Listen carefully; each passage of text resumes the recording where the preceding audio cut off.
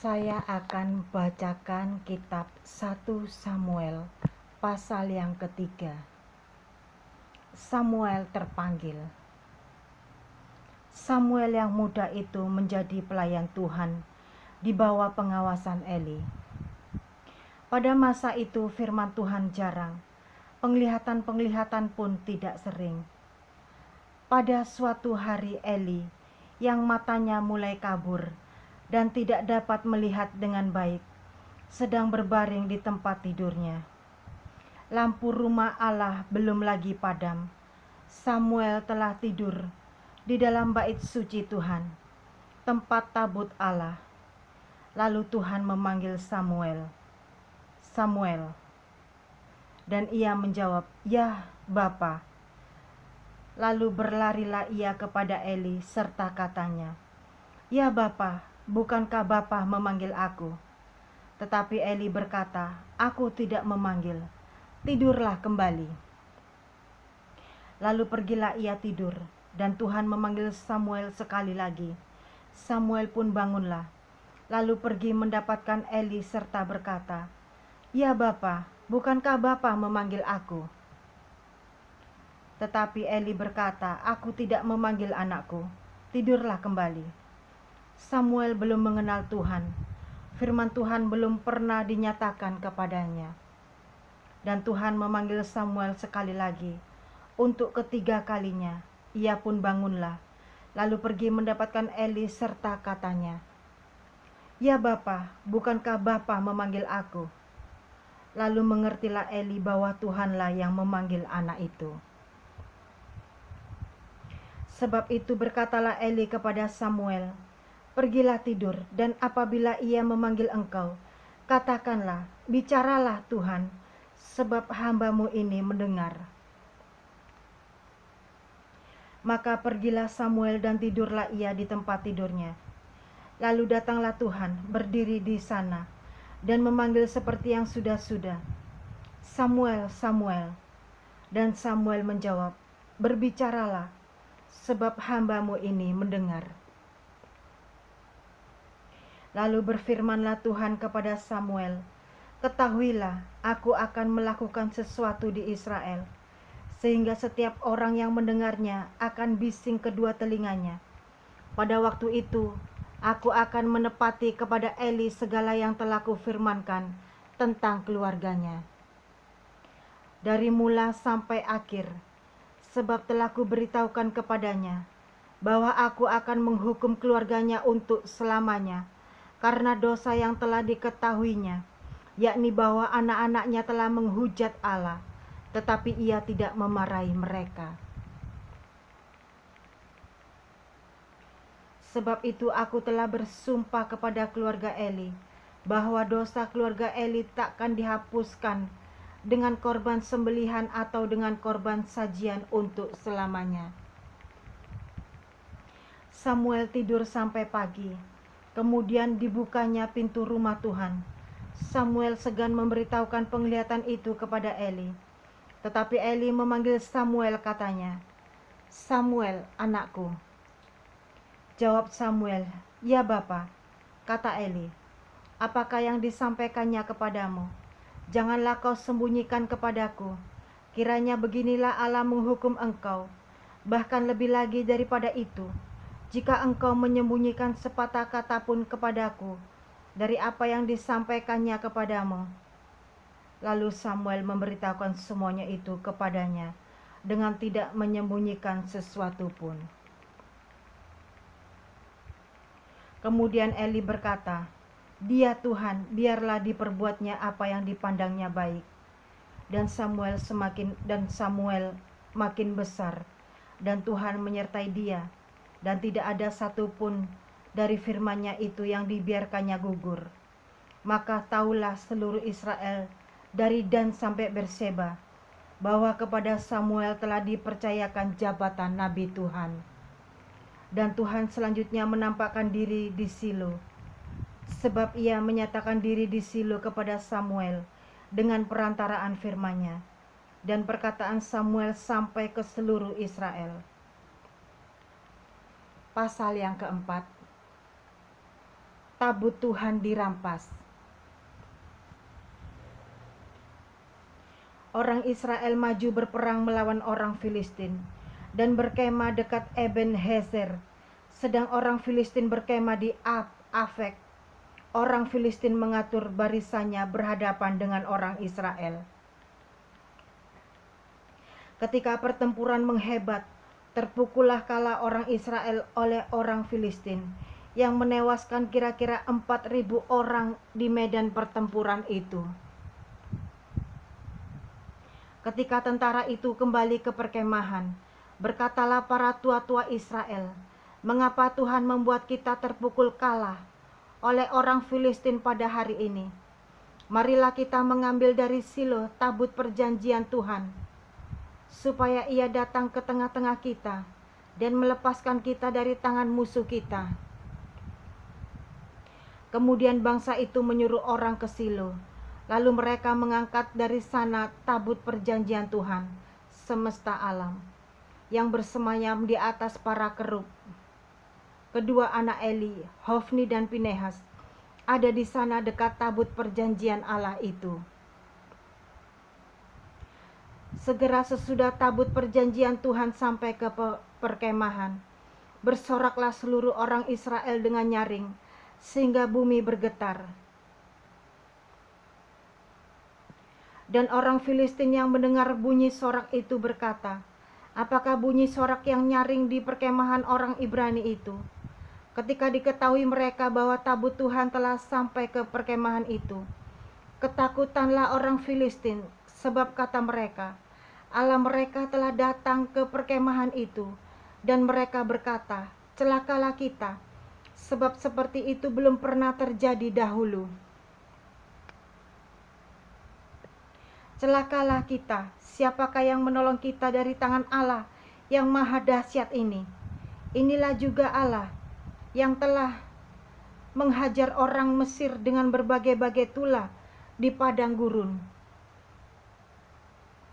Kuatkanlah hatimu dan berlakulah seperti laki-laki, hai orang Filistin, supaya kamu jangan menjadi budak orang Ibrani itu, seperti mereka dahulu menjadi budakmu. Berlakulah seperti laki-laki dan berperanglah."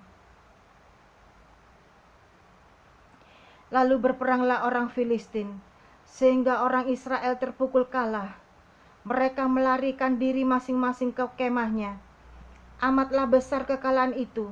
Dari pihak Israel gugur 30.000 orang pasukan berjalan kaki. Lagi pula tabut Allah dirampas dan kedua anak Eli, Hofni dan Pinehas tewas.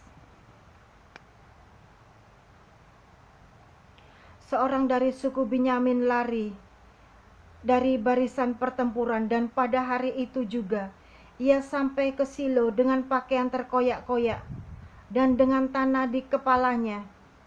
Ketika ia sampai, Eli sedang duduk di kursi di tepi jalan menunggu-nunggu, sebab hatinya berdebar-debar karena tabut Allah itu. Ketika orang itu masuk ke kota dan menceritakan kabar itu, berteriaklah seluruh kota itu. Ketika Eli mendengar bunyi teriakan itu, bertanyalah ia, "Keributan apakah itu?" Lalu bersegeralah orang itu mendapatkan Eli dan memberitahukannya kepadanya. Eli sudah 98 tahun umurnya, dan matanya sudah bular, sehingga ia tidak dapat melihat lagi. Kata orang itu kepada Eli, "Aku datang dari medan pertempuran. Baru hari ini aku melarikan diri dari medan pertempuran."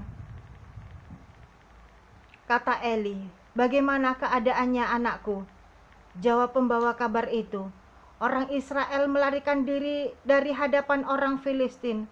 Kekalahan yang besar telah diderita oleh rakyat. Lagi pula, kedua anakmu Hofni dan Pinehas telah tewas, dan tabut Allah sudah dirampas." Ketika disebutnya tabut Allah itu, jatuhlah Eli terlentang dari kursi ke sebelah pintu gerbang. Batang lehernya patah dan ia mati, sebab telah tua dan gemuk orangnya. 40 tahun lamanya ia memerintah sebagai hakim atas orang Israel. Adapun menantunya perempuan istri Pinehas sudah hamil tua. Ketika didengarnya kabar itu, bahwa tabut Allah telah dirampas dan mertuanya laki-laki serta suaminya telah mati, duduklah ia berlutut lalu bersalin, sebab ia kedatangan sakit beranak. Ketika ia hampir mati, berkatalah perempuan-perempuan yang berdiri di dekatnya, "Janganlah takut, sebab engkau telah melahirkan seorang anak laki-laki." Tetapi ia tidak menjawab dan tidak memperhatikannya. Ia menamai anak itu Ikabod. Katanya, "Telah lenyap kemuliaan dari Israel, karena tabut Allah sudah dirampas, dan karena mertuanya dan suaminya." Katanya, "Telah lenyap kemuliaan dari Israel, sebab tabut Allah telah dirampas."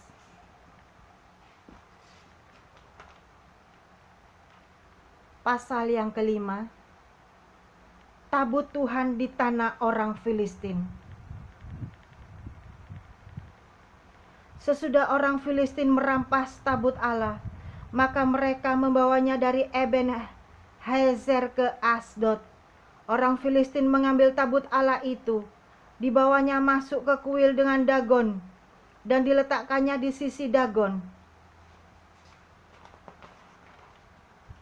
Ketika orang-orang Asdod bangun pagi-pagi, pada keesokan harinya, tampaklah Dagon terjatuh dengan mukanya ke tanah di hadapan tabut Tuhan. Lalu mereka mengambil Dagon dan mengembalikannya ke tempatnya.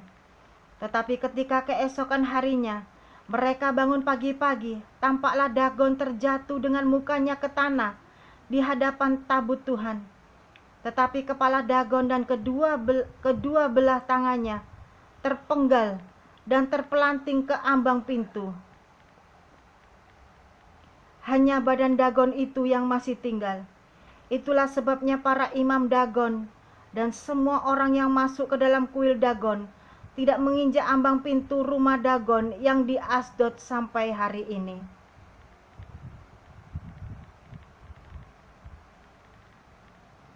Tangan Tuhan menekan orang-orang Asdod itu dengan berat dan ia membingungkan mereka. Ia menghajar mereka dengan borok-borok, baik Asdod maupun daerahnya.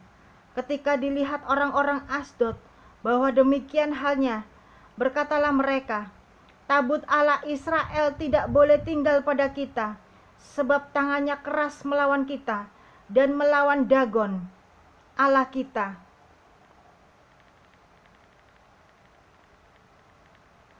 Sebab itu mereka memanggil berkumpul kepadanya semua raja kota orang Filistin dan berkata, "Apakah yang akan kita lakukan dengan tabut Allah Israel itu?" Lalu kata mereka, "Tabut Allah Israel harus dipindahkan ke Gad." Jadi mereka memindahkan tabut Allah Israel itu ke sana. Tetapi setelah mereka memindahkannya, maka tangan Tuhan mendatangkan kegemparan yang sangat besar atas kota itu. Ia menghajar orang-orang kota itu, anak-anak dan orang dewasa, sehingga timbul borok-borok pada mereka.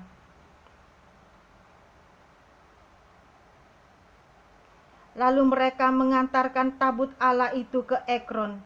Tetapi sesampai tabut Allah itu di Ekron, berteriaklah orang Ekron itu demikian, "Mereka memindahkan tabut Allah Israel itu kepada kita untuk mematikan kita dan bangsa kita." Sebab itu mereka memanggil berkumpul semua raja kota orang Filistin itu dan berkata, "Antarkanlah tabut Allah Israel itu, biarlah itu kembali ke tempatnya, supaya jangan dimatikannya kita dan bangsa kita."